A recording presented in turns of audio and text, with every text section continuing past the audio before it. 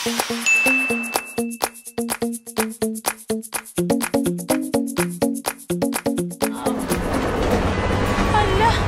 ang tagal niyo na nagkikita, hindi mo pa rin alam kung anong ginagawa niya in life? Kasi nga, friend, hindi ko siya maintindihan minsan eh.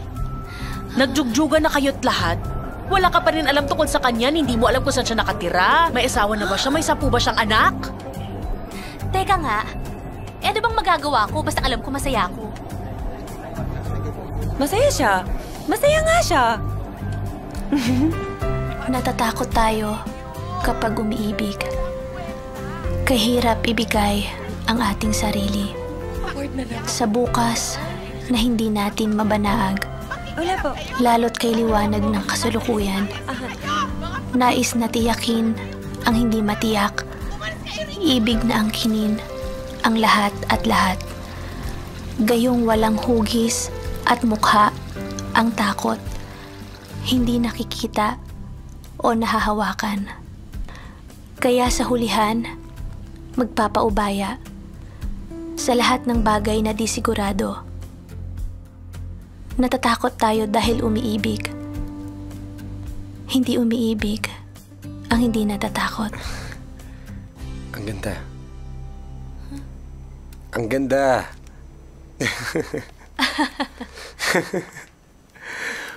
Pwede ba yan? Akin na lang. Pwede.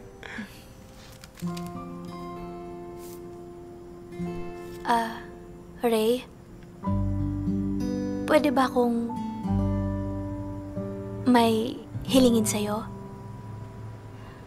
O ano na, friend? Uy, V, ano ba? Dadating ba talaga yon? Walang nag-aalaga sa mga anak ko. Ano ba naman yan, friend? Sinabi niya nga, oo, darating siya. O, edi sabihin nating dadating. Paano kung no speaking lines lang siya? Di ba sabi mo, hindi nagsasalita yun? O, kaya nga nagsasabi ako sa inyo, di ba? Kung sakaling dumating man, pagpasensyahan nyo na kung di magdadialog. Takot sa tao. Baka nga mamaya nasa isang sulok lang yun eh. Okay lang naman kahit hindi siya magsalita eh. Makita lang natin siya. Pero alam mo, feeling ko, yan na yung forever ni Ate Virgie. Ay, naku, kinikilig ako. Alam mo, Forever. feeling ko, ikaw na lang ang tanging tao naniniwala sa forever. Ate naman. I also believe in forever. O, diba? O, di kayong dalawa na nabuang sa pag-ibig. Ewan ko sa inyo, nakakadiri dito. Uuwi na ako. Friend, ano ba? Sandali lang. Hintayin na natin 15 minutes. Ayoko O, na. 10 minutes. Friend, Pagod ano na ba? ako. Darating na yun eh. Ayaw. 10 minutes, 10 minutes. Uy! Hello? Ray, dumating ka. Siyempre, nangako ko sa'yo, di ba? Hello, ako si Ray. Hi. Hello. Nice to meet Hi. you. Hello. Hi. Hello. Nice to meet you.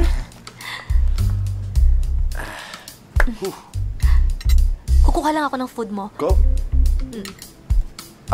Guys, may kailangan lang ako aminin sa inyo.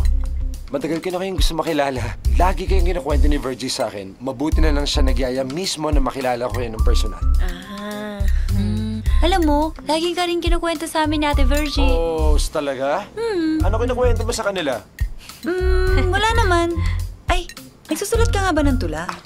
Siya yung nagsusulat ng tula. Masasabi ko, yung mga tula niya, grabe. Nakaka-inlove. Sa tula? Oo, sa mga tula niya. Pero syempre sa kanya din. Naniniwala ako that a person who can write poetry can love faithfully and passionately. O, diba? Sabi ko na nga ba, may forever eh.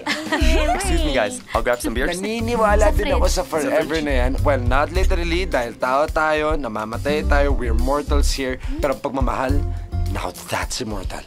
Lalo na kung totoo at saka sincere. Pwedeng mawala ang pagmamahal, pero ang memories that will always stay, hindi mawawala. I told you. Tama si... Ray. Ray. What do you do, Ray? Me? I'm a teacher. Literature teacher. Pero ngayon nakalive ako. Teacher? Sabbatical? Hindi. Nagpapahinga lang ako sa trabaho dahil naniniwala ako na ang tao dapat nagpapahinga din. Para mabuhay tayo na mahaba. Para magtrabaho, para din umibig. Hindi mo nasabi sa akin na nagtuturo ka. Hindi mo naman tinanong sa akin eh. Natasha, right, kung Natasha ni Virgin may mga anak ka daw, nandito ba sila? Kamusta sila? Wait, juice? Anyone juice? Sige, ako. Okay, Ray. Juice. He's a nice guy. Kala ko ba hindi nagsasalita? Na parang takot sa tao. Parang bangkang-bangka naman yung boyfriend mo. Nga. Friend, hindi ko alam. Iba ka nga kung anong nakain yan eh.